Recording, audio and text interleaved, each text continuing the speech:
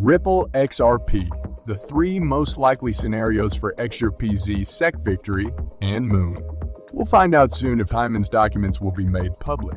However, the community may be disappointed because they may not be so important and interesting.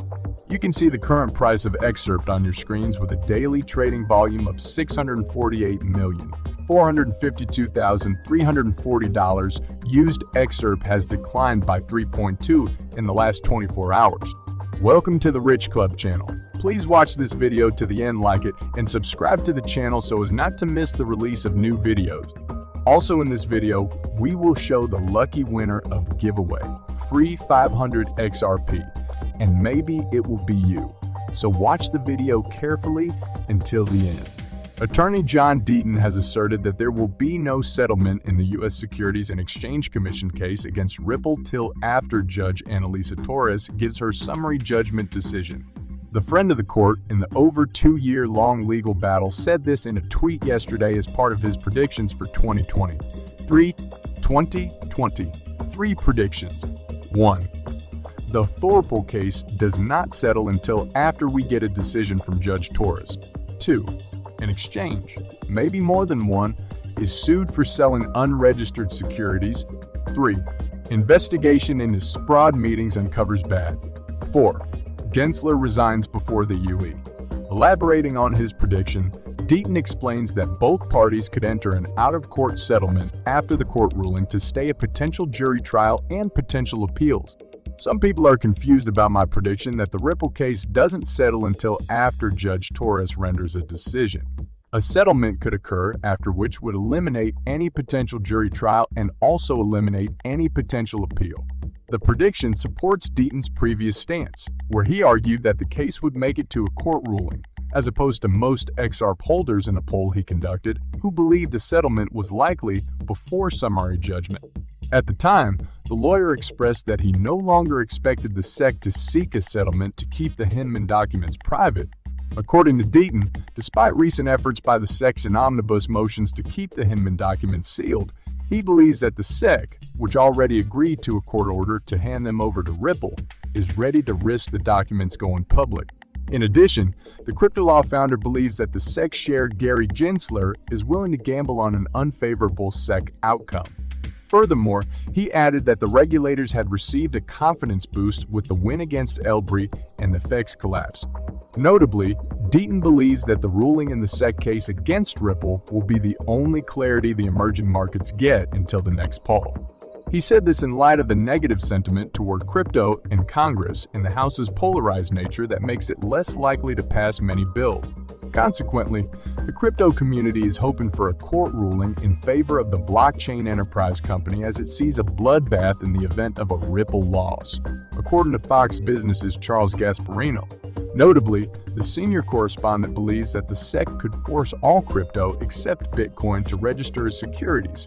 In July 2022, Deaton predicted that SEC is going to sue any U.S. exchange by the end of the year, which today came true after SEC charges Gemini for the sale of unregistered securities. From July 20, 2022 on Fox Business, John Deaton predicted what happened today. The SEC's recently filed lawsuits against Genesis Trading and Gemini for allegedly engaging in the sale of unregistered securities. Gemini's Cameron Winklevoss has described the lawsuit as counterproductive as the crypto exchange is locked in a battle with Genesis to recover the funds of its Earn program customers who have been unable to withdraw their assets on the crypto exchange for over 2 months. Notably, as part of its Earn program, it loaned customer funds to Genesis to earn yield. However, Genesis, faced with a liquidity crunch, has paused operations. Hinman's infamous documents and emails related to his speech were one of the most discussed topics in the lengthy U.S. SEC's lawsuit against Ripple. After the court repeatedly ordered the SEC to hand over the documents, and this finally happened, the commission does not want to make them public.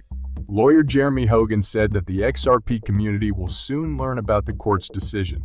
Will the SEC court force Hinman's emails to be published? We should find out very soon.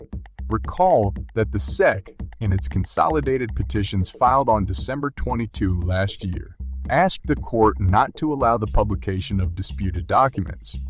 The regulator claims that they have nothing to do with the court's decision in the simplified procedure. In addition, the SEC repeated the claim that they are protected by attorney-client privilege and that their disclosure will affect the openness of future discussions of SEC policy. In Ripple's response yesterday, the response stated that it relied on Hinman's documents in its petitions for a summary judgment, hence arguing that they could be taken into account in a summary judgment. Although the company acknowledges that Judge Torres previously stated that they may not be related to the court, this was before the court had access to the documents and the opportunity to learn Ripple's opinion about them. In addition, Ripple claims that the documents are court documents even if they are not taken into account in the court's summary judgment, and therefore should not be sealed, except for the most compelling reasons. Ripple claims that the SEC failed to fulfill this condition in its move. In addition, the defendants note that historically courts have rejected requests for secrecy after ruling that attorney-client privilege does not protect documents. In response to questions about when the community can expect Judge Torres to make a decision on the fate of the disputed documents, Hogan noted that so far, the judge has been quick to make decisions on the secrecy of petitions. The lawyer meant a time window of a week or two, depending on the priority. The judge has so far been very quick to rule on sealing petitions. I think within a week or two, and at least once even faster. It should be noted that Hinman's documents relate to emails and other communications from the U.S. Securities and Exchange Commission related to the draft of Bill Hinman's controversial speech in 2018. The then SEC Director of Corporate Finance publicly stated that Bitcoin and Ethereum are not securities. Since Ethereum also had an initial coin sale, Ripple's lawyers decided to understand why the SEC treats XRP differently. However, the SEC strongly resisted these efforts, arousing great public curiosity about its content. Recently, lawyer John Deaton suggested that Hinman's documents were not the irrefutable proof that the XRP community considered them, citing Ripple's rare references to them in its material. He suggests that although the documents may speak of the SEC's malicious intent, it is now likely that XRP was not mentioned, unlike previous suspicions. However, community members are still interested in the content of these emails and believe they have the right to see them. Stuart Alderoty, General Counsel at Ripple, recently highlighted the part played by the U.S. SEC in the recent crypto contagion triggered by the FTX implosion. According to him, Congress should examine the financial regulators' policies that might have contributed to the contagion. Alderoty believes some of these policies were beyond the SEC's jurisdiction. He made these remarks in a recent article published on Fortune magazine.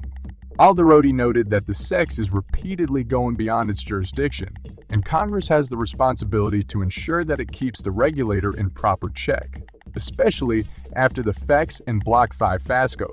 I laid out a few thoughts today in Fortune magazine on the need for congressional oversight of the SEC after the recent collapses of BlockFi and FTX. He asserted that the SEC is one of the major reasons why BlockFi got entangled with FEX and consequently collapsed with the bankrupt crypto exchange. BlockFi had to look to FTX to support its financial stand in an attempt to meet the $100 settlement demanded by the SEC following the charges brought on the crypto lender. Alderoty had made similar claims last November. Due to its resulting relationship with FTX, BlockFi filed for bankruptcy 2 weeks after FTX, citing its exposure to the exchange as the major trigger of its liquidity crisis. The crypto lender's collapse has resulted in losses in consumers' funds and over $1 owed to creditors, with a $30 imbalance yet to be paid to the SEC in the settlement.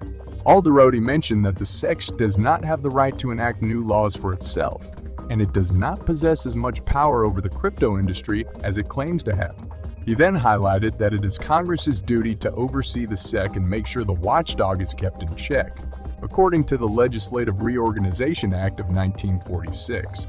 The California-based lawyer pointed out the fact that the SEC's policies in the crypto scene have been frowned upon by several pundits and consumers within the space, asserting that the agency has more interest in exercising its power than adhering to sound policy. Ripple chief Brad Garlinghouse agreed with these claims, highlighting them on his Twitter handle.